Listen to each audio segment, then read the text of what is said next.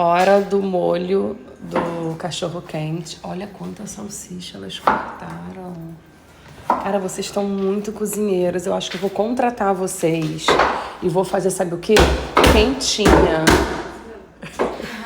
Ia ser uma equipe muito boa, né?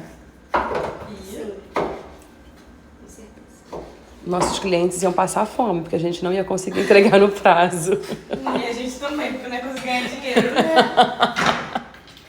Vamos continuar fazendo o que a gente faz, então, que tá bom. É. Agora falta cortar o quê? O cheiro verde e o pimentão. Pra nossa. Por que você não corta aqui no cortador hoje? Porque você vai ser mais rápido. Não, ela tá acabando já. E vai ser tudo pequenininho, quadradinho. O bom desse cortador aqui, olha, é padrão, ó. Fica tudo cortadinho do mesmo tamanho. Aí já não tá mais padrão, tá tudo torto.